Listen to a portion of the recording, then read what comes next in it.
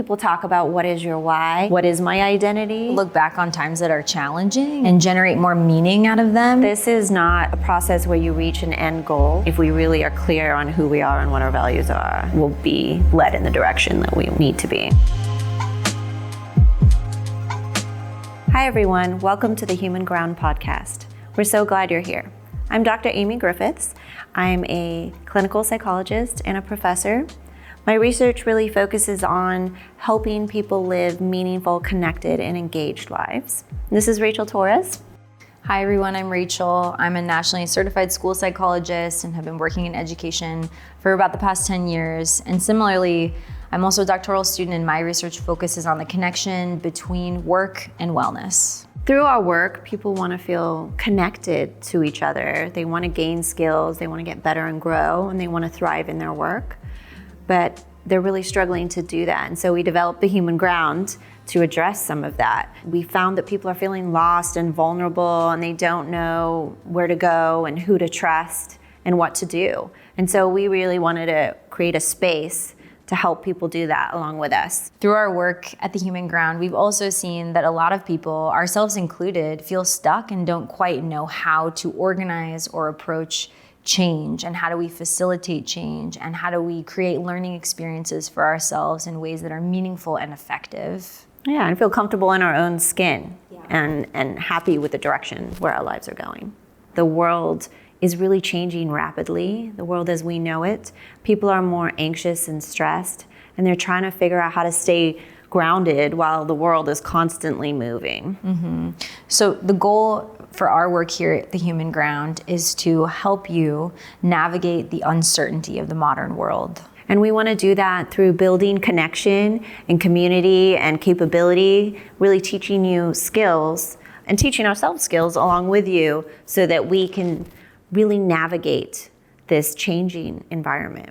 So through these connections that we make with ourselves, with the people around us, the goal is to really enhance our life and build meaning in the work that we're doing, but also beyond that. And really transcend the ordinary. So on this episode of The Human Ground, we're going to focus on understanding ourselves and connecting to ourselves. And the first component of that is personal branding and understanding and really building that self-efficacy. So throughout this episode and through our conversation, we're going to be providing you with 3 different tools that we've found, as well as another exercise that really makes the research more useful. And these are things that you can take out into your life and create some self-understanding to inform your own brand and your future goals so that you can lead that meaningful, connected life. The overarching model that we use at Human Ground is based on a bunch of research that we've been doing over the years. We've been interviewing hundreds of people. We've also been looking at other people's data and research and figuring out what it means to help someone lead a successful life, meaning a connected,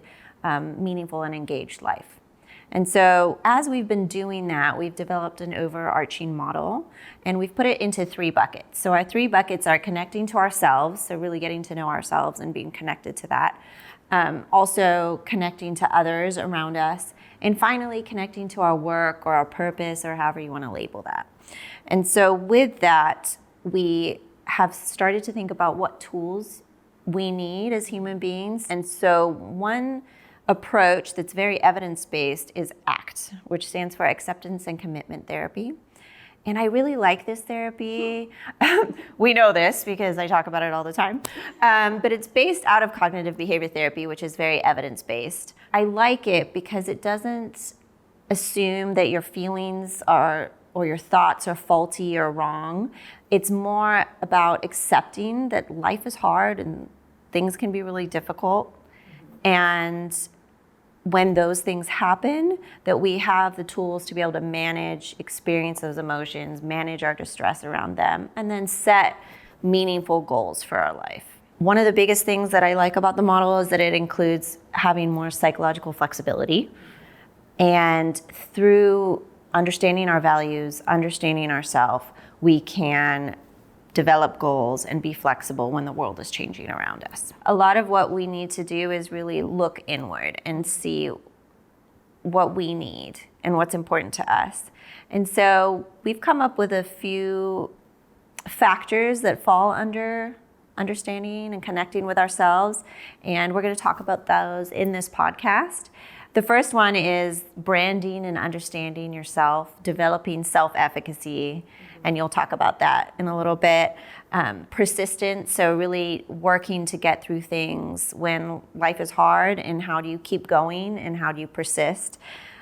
Emotional regulation, so when things are difficult, how do I manage my hard feelings? And when things are joyous, how do I embrace that and experience that?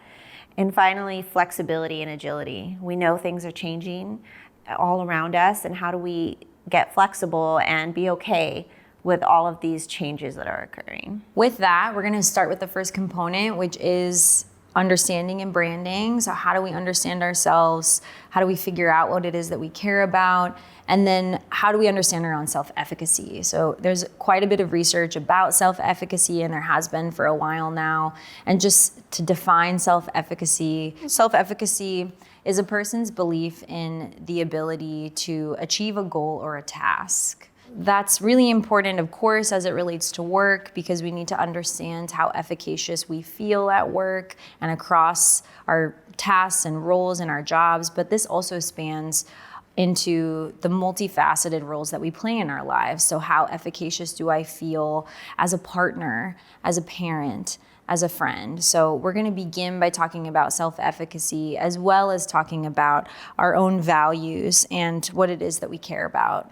And I think we wanted to be clear when we were talking about this earlier, is that this is not a process where you reach an end goal. That really what we're trying to do is explore together and understand that it's a continuous iterative process. You're going to keep coming back. You're going to evolve as a human being. And that's important to note in this, that you won't have arrived at self-understanding, but rather it's something that we do throughout our lives. Through our research, we've kind of figured out some steps and tools to kind of get there and to start to understand ourselves as we evolve as human beings. And so we're going to talk about that today. And often people talk about what is your why, and it's a very sort of hip thing to talk about and figure out. But that question feels really big and scary to people. And sometimes we get stuck, and then it sort of stops us from moving forward when we can't identify that exact passion or that why.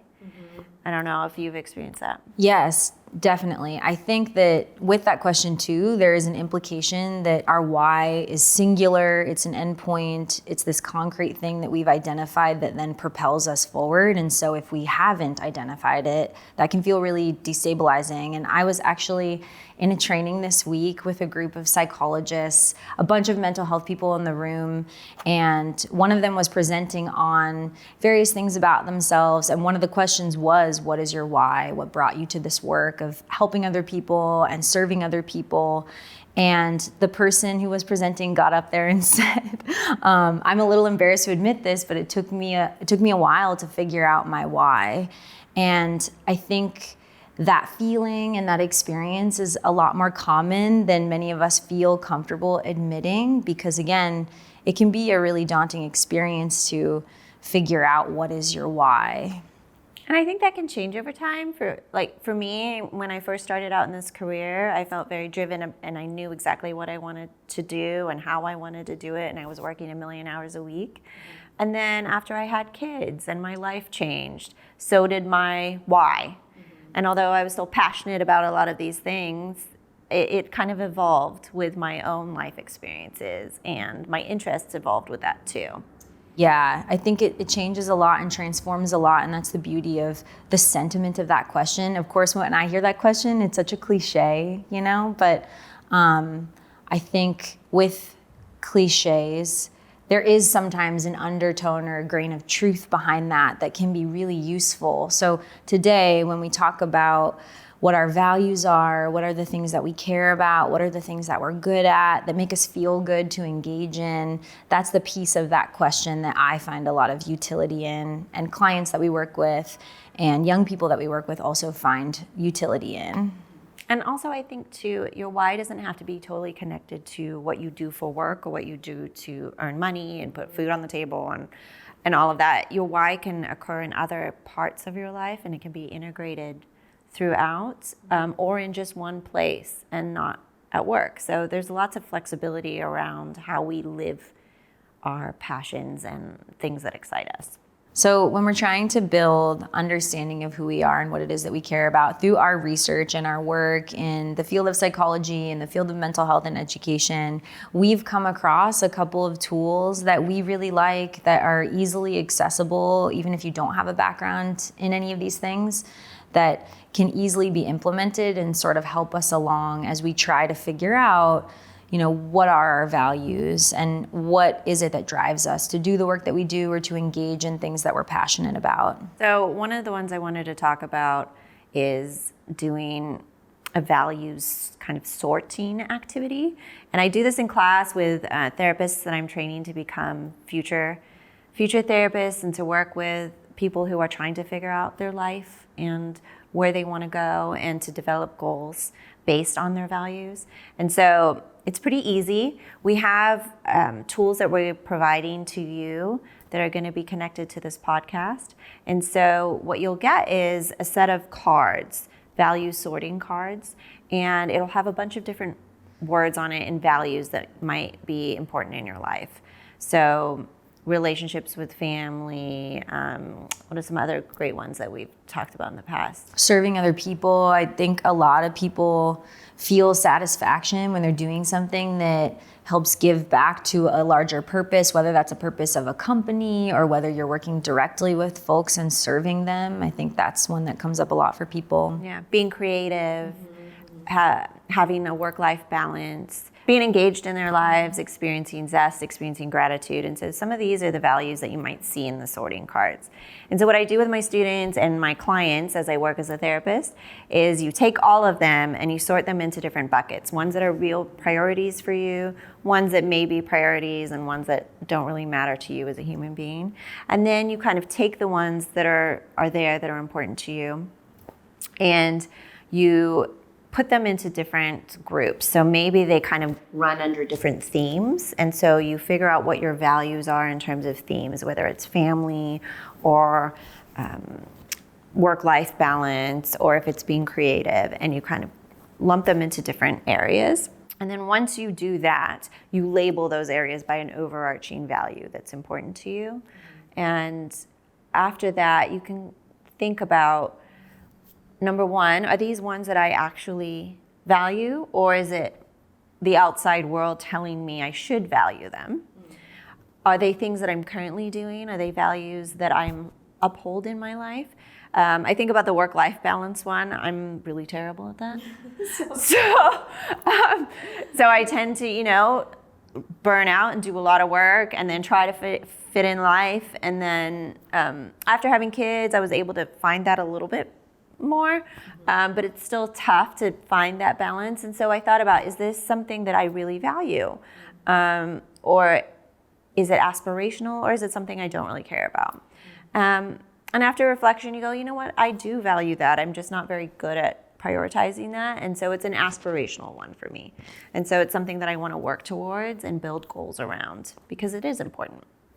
And there are some that you think about that other people think you should be doing that maybe when you really reflect are not what you want to be doing. And so then that one can go aside because we're really focusing on what we want in our lives. Through that activity, then you begin to know where to go and what to do and what to write goals around. And you can make choices accordingly. Yeah. I think too that exercise is really helpful in parsing out what are the things that are truly valuable to me as a person, and what are things that perhaps because of people in my life, different influences, systems operating in my life have been sort of superimposed upon me. And that sounds really negative, and sometimes it can be, but it doesn't necessarily have to be. Sometimes those types of values are super covert.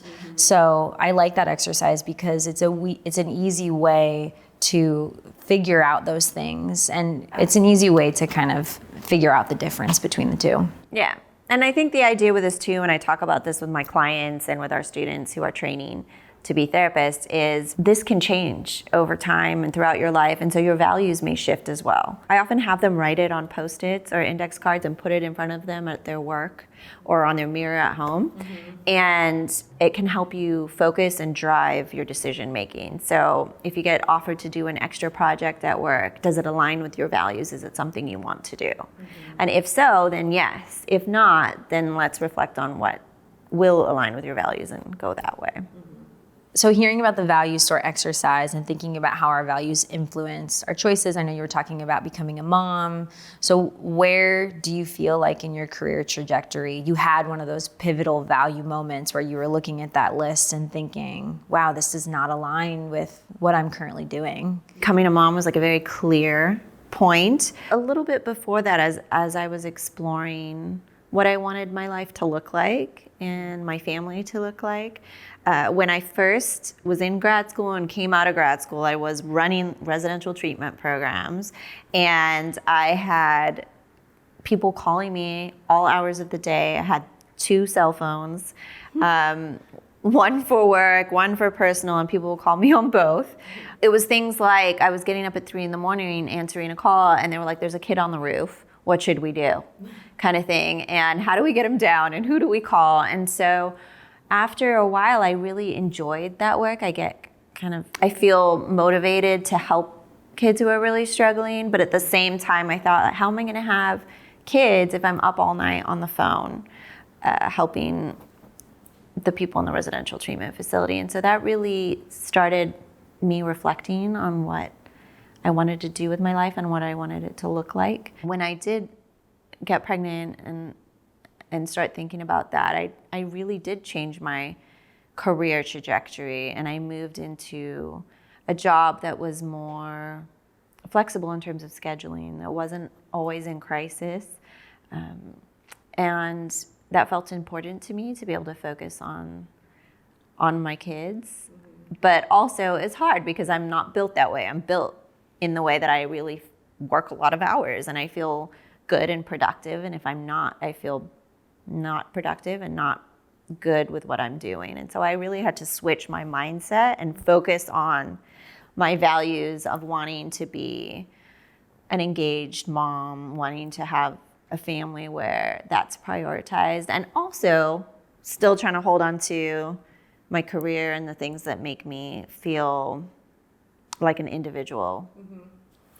And I think as a parent, like sometimes there's a lot of that push and pull of trying to figure out what is my identity, and a lot of it is being a mom, but also I hold on to the identity that I had before of being a person that cares about the psychological well-being of kids and adults. Well, what about with you as you've navigated your different career paths? Yeah, I think a lot of my choices have been aligned with needs of family. And actually, it's funny, what you're saying reminded me once I was interviewing a young mother, for a psychological assessment, and I asked her what the biggest challenge of being a parent was, and she said, I don't really know how to put this. I would say death to self. So just figuring out how to retain yourself and not let it get lost in life, because that happens so often. And I think too, when I was thinking about career changes I've made, I was a teacher for a long time in New York City in the South Bronx and loved that. And that work can be really all-consuming, like many things in education. And when I was returning to grad school to become a school psych, I was looking at programs predominantly in New York. My partner and I were living there at the time. And my mom got really sick. And I'm not from the East Coast. And so very last minute, I applied to different programs in an entirely different state. It was not part of the original plan. It wasn't necessarily where I envisioned myself, but by going in a different direction, it would allow me to show up for that part of my life, which is something that's really important to me. And she's fine now. She's doing very well. But at the time, I think recognizing that kind of pang of uncertainty and fear and like being willing to be open to a different way or a different choice really paid off, because then I could align my career with what I wanted to do and pursue this field of school psychology specifically, while also showing up for her and being accessible to her. So it wasn't the obvious choice and it wasn't the first choice, but I often find that my first choice is usually not the best choice. And exercises like this one, thinking about your values and returning to that, or having it as something to return to on a regular basis, can help us think through and make choices that are healthy, that feel good, that result in the things that we want, and grow parts of our life that are really important to us, that are related to work, but also not, Yeah. And I like what you said, that it's not always the easiest choice or the first choice, and that sometimes we have to grapple with that and try it out and see if it fits, and see if it feels good. And often, if we really are clear on who we are and what our values are, that we'll be led in the direction that we need to be. Yeah. But the death of self thing was very interesting. I mean, I think it's true for a lot of moms and parents. Like, your whole world changes and your identity changes with it. And if you're not sort of steadfast and strong in what you care about and what's important to you, you might get pushed to a place of unhappiness. Yeah. Yeah, I think situations like that too, that feel sort of confining in ways that are maybe don't feel socially appropriate. Like, I could tell even by the way she said it, there's like a tinge of like hesitance and like, oh, is this person going to judge me for this? And I swear I still love my children. But the reality is that when you're pulled in so many different directions, I mean, you can speak to this better than I can, but it becomes really difficult to delineate like mother versus Amy versus worker. Like, it's very challenging. Yeah. And I think same with family. If you're prioritizing family, what does that mean about my professional self and my career? And what does that say about me, and what are people going to think about me if I speak my truth in a way? Yeah. And I think that's part of what we want this Human Ground community to be about, is to be able to speak your truth and be okay with that and comfortable with that, and know that other people are in the same boat. Yeah. I think to think about our next tool, which is about kind of identifying your truth and your journey and the things that you've been through, is the storying exercise, right? Mm-hmm. Do you want to tell us a little bit about the storying exercise? Yeah. So storying is another exercise that we use with clients and also with ourselves, and it is a way of creating a narrative about you and your life. Storying allows us to view our lives from both the past, the present, and then also look toward the future, which I really like about this narrative exercise. Mm-hmm. And it can really change how we view ourselves and where we're going. It's pretty basic and fun. You can write the title for your life, so as if you're writing a book. And then you can write various chapters that have already occurred. So you're reflecting on your past and you're writing the different titles of the chapters that have occurred in your history. And then you write the chapters for where you are now. And then you look into the future and you write your future chapters, or where you think your life is headed. You can add chapters as you go, and you can go back and edit. And as you reflect on your life, it creates distance for people so that you can remove yourself from your current life and really look at where you've come from and where you've been and how you've pushed past really difficult stuff and how you are going to direct yourself in the future. Mm-hmm. And it gives us perspective and helps us organize our thoughts and our lives in a way that is often helpful. Yeah, I think too, it helps you look back on times that are challenging and generate more meaning out of them, rather than looking back on them and you have that tinge of discomfort because, we all face different challenges and different experiences or different adversities. As you were speaking, I was thinking about what I would title like my entire 20s, and it would be something like flourishing in fear. Like, it's so, or like trying to figure it out. Like, I feel like these exercises are really helpful too, because they give you the space and the structure to identify different sort of themes that come up in our life. And some of those themes feel really true to my own direction, or like my own, I don't want to say like North Star, my own like inner values. But then there's been other times in my life where there's a lot more external pressure to make certain choices or be a certain way or have things figured out. And then I feel like it also helps you recognize those points of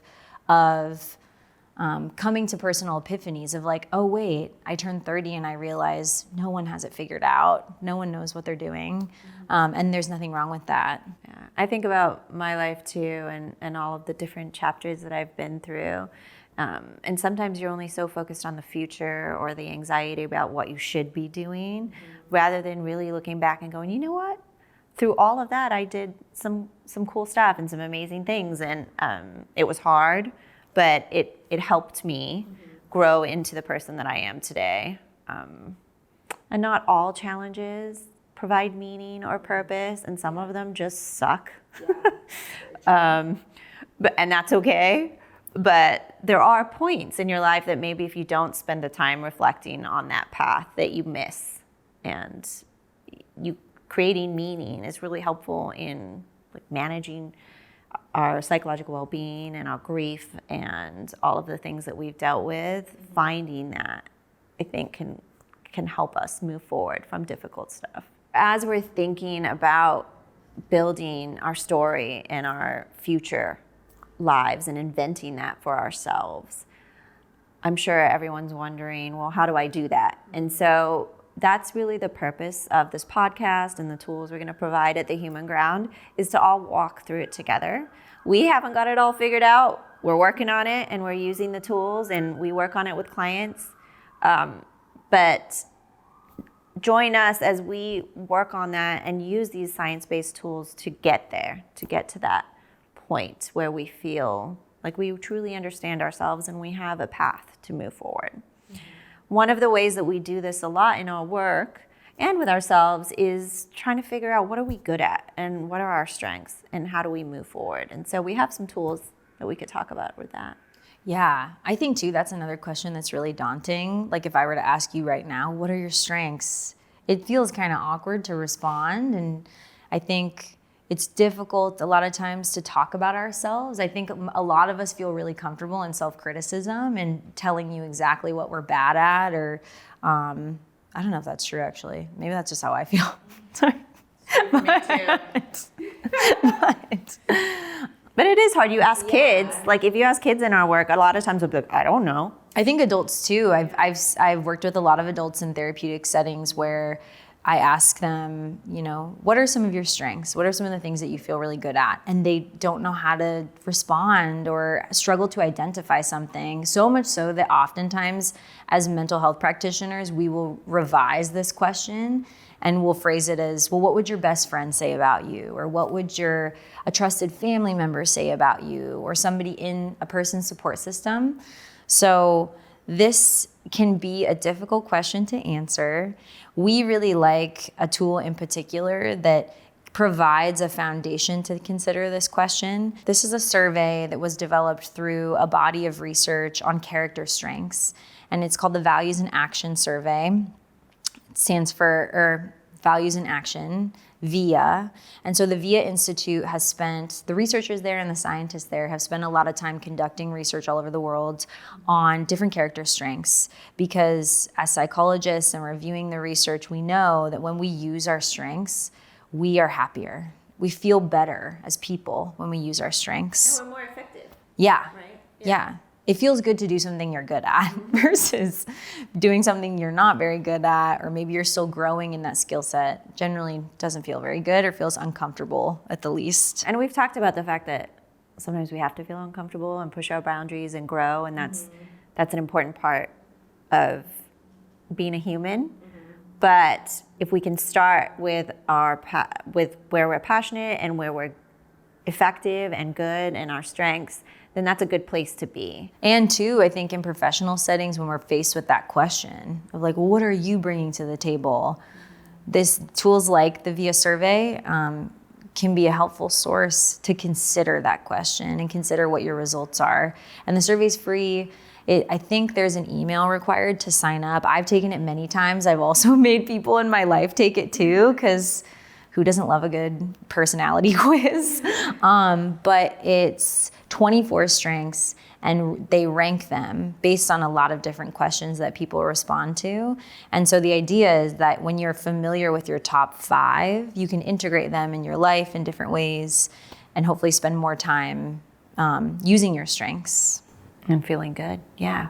And we'll link that in our various platforms so you have access to taking that. And then basically what we can do is think about those strengths and use them as we develop goals. What would you say, what is some of the things that have come up? Oh yeah, I've taken it many times. I think too, the data that comes from something like that is definitely fluid. It changes depending on the day that you're answering the questions or the time in your life you're doing the survey. My number 1 is love of learning, which story checks out. I love learning. I've been in school forever. But yeah, I think about that a lot when I'm at work, like thinking about problems as opportunities to learn. And then I think my second one was spirituality, which is interesting. I like thinking about the deeper things in life and the meaning and the larger meaning behind why we're here and what we're doing, and more philosophical questions like that. And then my third one was, oh my gosh, what was it? Something related to humor, which I love laughing and being weird and connecting with people through humor and finding levity in situations and figuring out how to laugh even when things are not funny.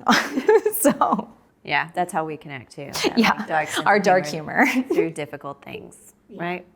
Yeah. What do you think yours are? I haven't taken that in a long time, but I would say generally, it's hard. And we'll talk about another activity that we did to try and see how other people perceive us. I know that I am very interested and caring about the people in the world outside of me, and so that drives a lot of what I do. And I think I'm good at it because I do genuinely care. And I'm also a lifelong learner. I love school. I teach people. I try to learn new things. And if I don't know something, I go on YouTube and try to figure it out. Like even with things that maybe don't completely align with my work, but I'm like, oh, I'd really like to figure out how to do machine learning. And so I'll spend all kinds of time. I remember when I first met you and you were like, I'm thinking about going to law school. If I could figure out a way to do that, that would just be great. I was like, what? If I had more time, I probably would be done with law school too. But yeah, I love learning things and getting good at something that maybe I haven't been before. And so I think that's helpful in a lot of areas of my life, but it also could take a lot of time, and I don't get to do maybe the things that a lot of people need, like relax. Yeah, that's important as well. Yeah. But also as we think about these things, we were talking that it's also important to understand how we are perceived in the outside world and how people view us, as I mentioned. And so a lot of personal branding as it's advertised is about how do we put ourselves out into the world and how do we want to be perceived, right? Yeah.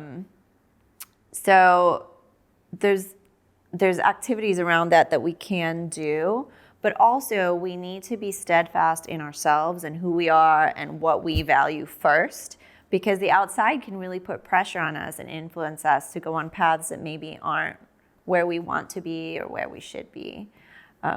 I was listening to a podcast with Oprah on it, who I love Oprah. Yeah, who doesn't?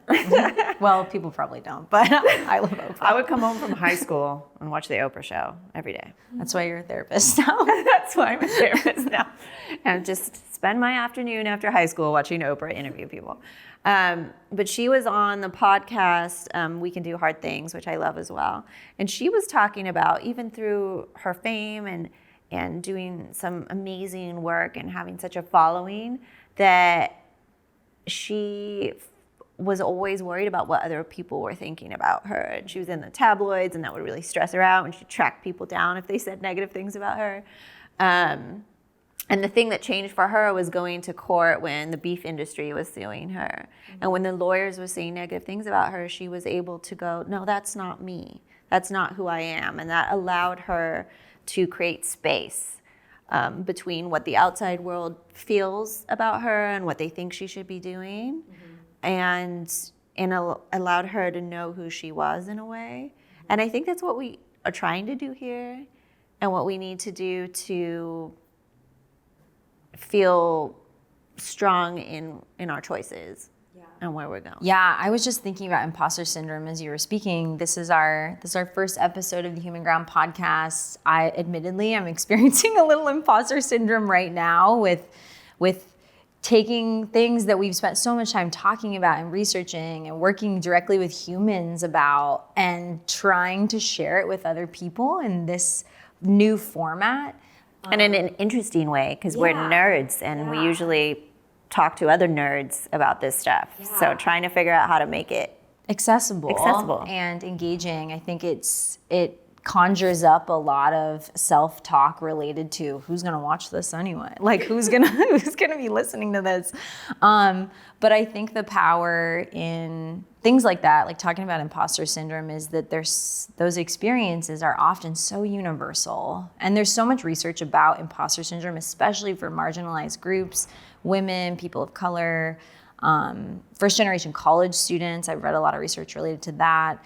And I think when we're talking about our experiences of imposter syndrome, there's been a lot of research around imposter syndrome since about the 70s. And imposter syndrome is often defined as feelings of inadequacy or feelings of imposterhood, even when there's a lot of evidence that says otherwise. And I know I experience this so often that a couple like academic friends and I have coined the term imposin, and we say it for short.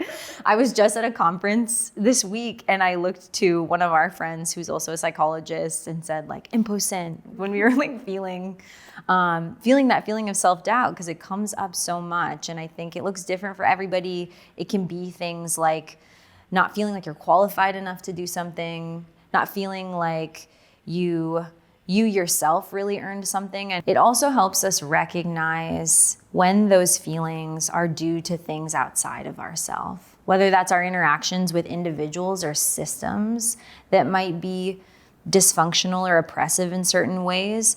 So if we can externalize those feelings of imposterhood and see where systems are not working for us, then that can make it easier to not attribute that experience to there's something wrong with me or I'm fundamentally not good enough. It's the outside systems in the world that's impacting how we feel and think.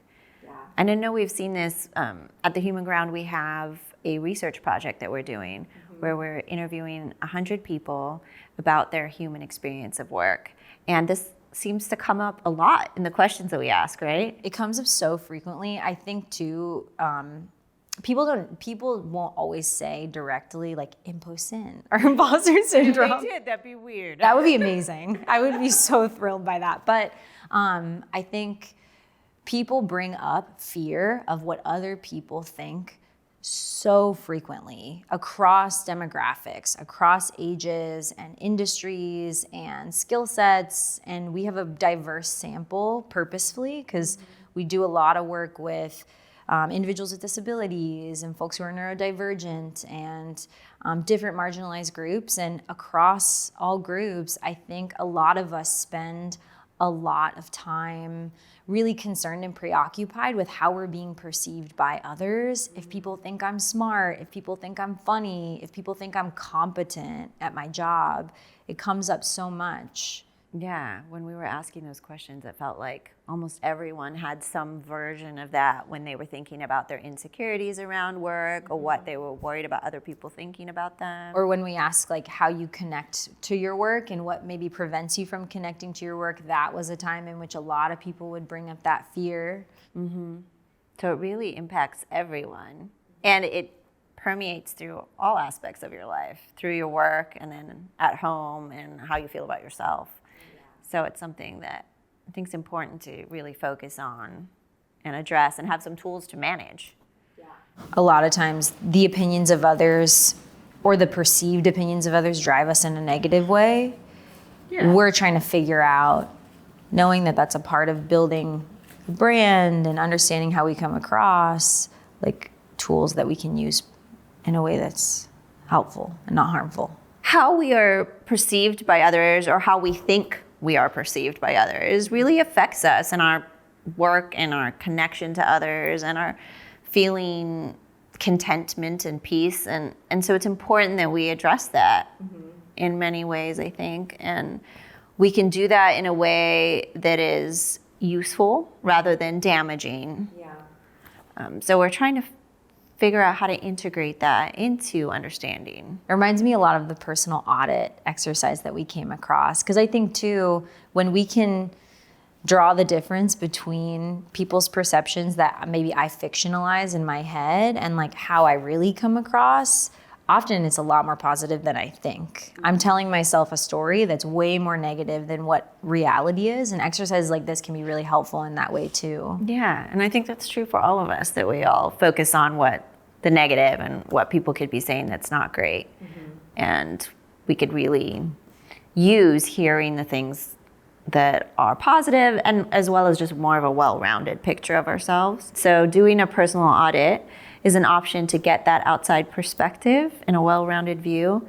I know it was developed by Peralta, who teaches at George Washington University. She had a really nice, just easy way to figure out what the outside world sees you as or perceives you as. And so we're gonna talk about that. We tried it. We did. And we figured out how to ask it in a way that wasn't awkward or embarrassing. And so we'll try to help you do that too. But basically what you do is you go to people in your life, whether it's people at work, people at home, family members, friends, and you ask them, use 3 words to describe me. Yeah. And I actually said to them after I did it the first time was, it doesn't have to be all nice. I'm not looking for compliments. I just want to see how I'm perceived in the world. So it can be just how you think of me. And then that will help me work on myself as a human and where I want to be and how I want to be perceived. So we got our lists from the people that we asked. And so we'll kind of go over those and reflect on that. And we want you to try that too. And go out into the world and do this and see what you get. Yeah, and we're so curious too what your experiences are like with something like this. I know when Amy and I were talking about this, I felt so awkward at doing this at work because I think, especially if you're preoccupied with how you come across at times, asking somebody to describe you is almost, it felt like me like fishing for a compliment, because then people feel that pressure to say something that's really positive. It also made me realize too that we're lucky in our training. There's a lot of supervision. You get a lot of feedback. You're getting feedback from, academics and people in the field and your peers and clients you work with, especially if they're adolescents. They will give you a lot of feedback. Very direct and honest. But I think that is a skill in and of itself, is like giving and receiving feedback. So with this exercise, that's something helpful to think about too, is how do I take in even positive feedback? Because it can be really uncomfortable to take in positive feedback. And then considering who you're asking, how do we give feedback to each other effectively and in a way that is helpful? Yeah. And what if someone says something that I don't like, right? What do I do with that, and how do I manage all of those feelings? So yeah, that's helpful. Do you want to talk about some things that people said about you? Yes. I tried to ask people across different settings in my life, and this may be a tip. I started with somebody who I knew would give me feedback. This is like my hype woman through and through. She's like one of my best friends from college. When I asked her how she would describe me in 3 words, she followed the directions very precisely. She's like, this is technically 4, but she said industrious, darkly humorous, and sentimental. And then I asked a couple other people from my personal life. My mom, she said articulate, intelligent, intuitive, which is nice. True. Yeah, not how she would have described me as a child. Oh yeah, please tell that. Oh my gosh. So in therapeutic work, we obviously talk about our childhoods a lot. And one time I asked my mom to describe me in 3 words how I was as a child. She said dramatic, defiant, and oh my God. Oh, yes, it was loud, which, yeah, that can happen. It was loud. I was extremely loud as a child. But obviously, you know, we all grow and change. Look at what she's saying today. Yeah. We also, too, I think we talked about the experience of asking our partners, which, depending on what's happening in your relationship, which we know can change from day to day. I happened to ask my partner at a time when we were really like in a flow and having a nice day. And he said, caring, beautiful, hardworking. When I asked mine, we were not in a flow. We were out of a flow. He was annoyed at me for something, which is, you know, marriage. Yeah. But basically it was like, do you want me to answer that right now? And I was like, no, thank you. You can answer it later. So that's also a tip. Yeah. If someone is not feeling it. Yeah, they'll let you know. They'll let you know and do it later. Or maybe they won't and you'll get a sense and then don't ask. Don't ask. I think too, I asked people at work and a supervisor who I work with, who was my supervisor and is now a colleague I consult with a lot, he said, perceptive, clever, and adaptable. So something for me that came up is the differences in the way I come across in my personal life versus my work life. Because in my personal life, I'm a lot more emotions driven. I'm very into my feelings. I cry when a song comes on. I'm like crushingly sentimental. But then in my professional life, I really sort of lock that down. Yeah, you don't come across. Yeah, which is, I think, another interesting part of this exercise is figuring out when I'm moving through the world in different spaces with different people, how do I change? And how does that then translate to how the people that I spend time with understand me and who I am? And maybe how does that align with who you are as a human being? And does that feel good or does that work? Yeah. Right? Yeah. Yeah. What about you? How was it for you? It's interesting. I asked a lot of different people too, and there were some commonalities and themes that were consistent, and then some were that were a little different and stood out, and so I have my list too. I asked some of my family members. I asked my brother. He said pragmatic, determined, and dependable. And also from a family member, my mom said authentic, compassionate, and driven. So there seems to be some themes of, you know, working hard and going a certain direction, that I'm pretty determined. Once I get my mind to something, I just do it, even if maybe I shouldn't. And then I asked some other people and friends and things like that, and it kind of, I present differently, I think, with friendships. What did they say? And I asked work people too. So dark humor that can be disarming, nurturing, but also cautious. And someone else said smart, strong, trustworthy. I had a 7-year-old say, friend's child, say I'm weird, kind of cool, and nice, which also fits. Yeah, I think that's appropriate. Yeah. Also, the dark humor piece, you do laugh at incredibly morbid things. That's very on brand for you. It is on brand, right? It's how I get through life, how I survive. Yeah.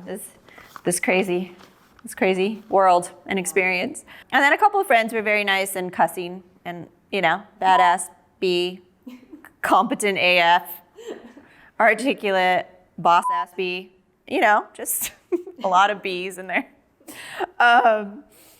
One said I was intimidatingly smart, which made me difficult to engage with because they felt intimidated by that and felt like I shut down other ideas, which, reflecting upon, maybe in certain circumstances I do. And so I think it's just like helpful information. But she didn't follow the rules. It was supposed to be 3 words, and that was like a lot of words. Yeah, I saw the text. It was extensive. But my personal favorite is really what you said about me. Yeah. So we've known each other for a number of years. You were a student in the program when I was a professor. I've been a student with Dr. Griffiths, and I slip into that student like Dr. Griffiths. And I will say that you just have this air of brilliance and mystery and coolness about you amongst students that is slightly reminiscent of a cult leader, just to say. So what were the words that I chose for you? You said were pragmatic, which I've gotten quite a bit, charismatic, and mysterious, which I didn't know I was mysterious.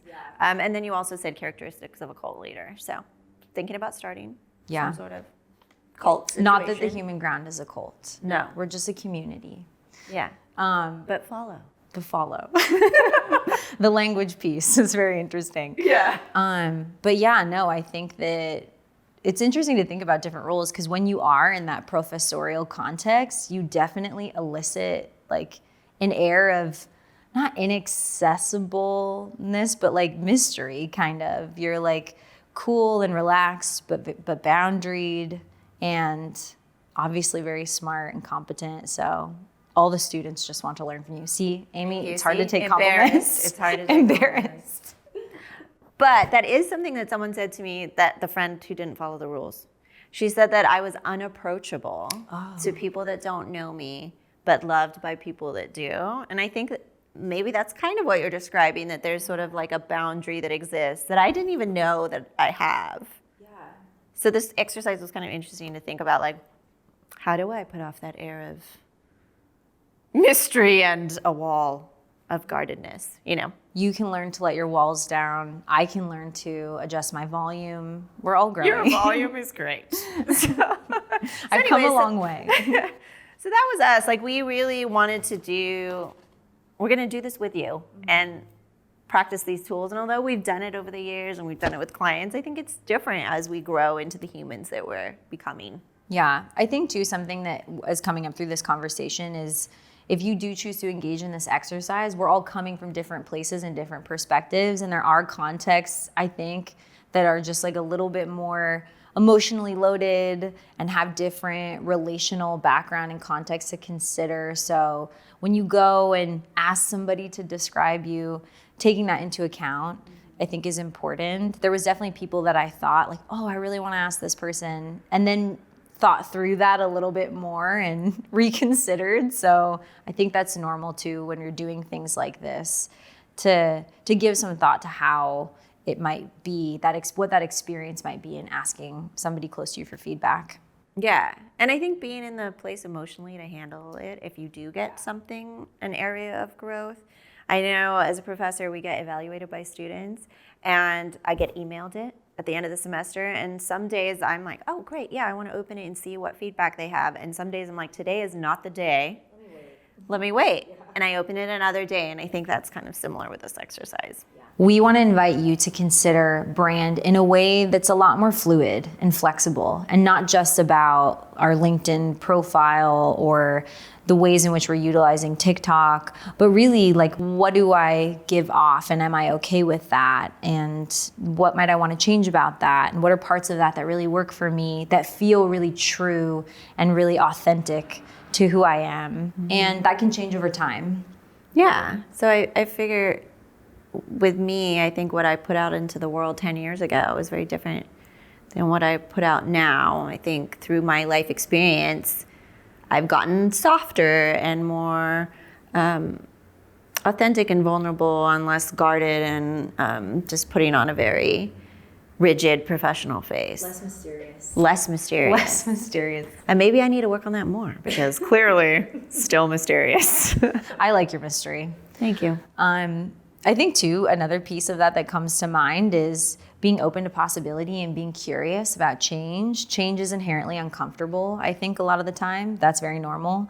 But I do think about where I wanted to be, and if all the things I wanted came true 5 years ago, that would be horrible. So I just think, considering being open to new possibilities, because oftentimes the things that are the most unexpected, the things that we don't plan for, the events in our life that are surprising, not always, of course, but sometimes can be really meaningful and turn out better than we expect. Yeah. And when you were saying that, I was thinking about the idea that we have a lot of messages that we hold in our head, whether it's in our unconscious or it's brought to our consciousness, that maybe aren't our messages, that they're voices that came from when we were younger, our childhood, or pressures from our family or our community. And if we just let ourselves listen to that message without really analyzing and figuring out if it's mine and if it's where I want to go, then we might be misled down a path that we aren't happy in. And so I like the idea of really spending some time and reflecting on that and really getting to know our own voice in it all. And I think we want to normalize for everyone. It's normal to feel kind of lost and unsatisfied and like we don't know where we're going or what our path or purpose is. And that's sort of part of being a human being. And it's okay, like you said, to be uncomfortable and to move about in the world where we feel not completely sure. And I always say this to students and clients, if you're not uncomfortable, you're not really growing and you're not learning things, and that's where we want to be as humans, is evolving. And so I think just along with us, figuring out how to sit in that discomfort, how to sit in that ambiguity. We talk about this a lot at our university, of tolerance for ambiguity, like really tolerating and feeling comfortable in the space of not knowing, because that's where we can really grow as human beings. Yeah, that's so true. I think it's a day-to-day process too, and just a series of recommitments, and you can kind of recommit at any time to this mindset of being open, because I certainly wake up on days where the head noise feels a lot louder than it did yesterday, and things come up that perhaps I thought I had worked through or figured out to some extent, and yet they're still there. And so understanding that complexity as human beings, and there's nothing wrong with that, and it's just part of the human experience. And we want to hear about your human experiences, so share with us, comment, tell us what you're struggling with. If you try out some of these tools, what that felt like and what you came up with. It'll be nice to be a part of a community that's sort of doing this together. Yeah. So we've talked about this throughout the podcast, but we have created some tools and things that you can use based in the science that we're talking about today. And we like to make them pretty, so they're pretty. But there are things that you can use in your life and try these different tools out. And so we are going to share those with you as we go. And so if you're feeling stuck or overwhelmed, or you just want to figure out a different path, these will be opportunities for you to do that. And then we really want people to be able to reclaim their work narrative, their life narrative, to get excited about what your future holds and invent our futures together. And so with our next episode, we're going to be talking about emotional regulation, which is really important and easier said than done. We're going to be talking about flexibility, because we mentioned it today, how to be adaptable, how to cope with change in a changing world. So we'll be talking about different ways in which you can foster that flexibility and adaptability, our own experiences of having done so successfully and having not, and what that feels like and what that looks like. And then we're also going to be talking about the extrinsic and intrinsic forces that play a part in that. So what in our world makes it hard for us to cope with change and regulate our emotions and feelings, and what makes it easy? And then inside ourselves, like what things within us that we might be carrying make it really difficult to cope with change, and what are the things within us that make it a little bit easier to be adaptable. Yeah. So we'll try all of these things with you and together. Yeah. So thank you so much for joining us for the Human Ground podcast. We can't wait to use science to learn and grow and invent our futures together.